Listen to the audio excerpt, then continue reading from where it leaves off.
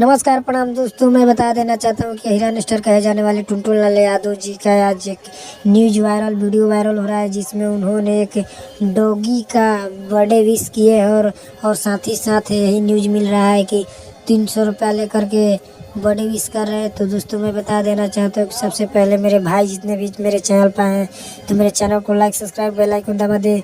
तो ये रहा टुनटुन यादव जी का बर्थडे विश वीडियो। भोजपुरी का टुनटुन यादव, बड़ी खुशी की बात है कि बनियापुर निवासी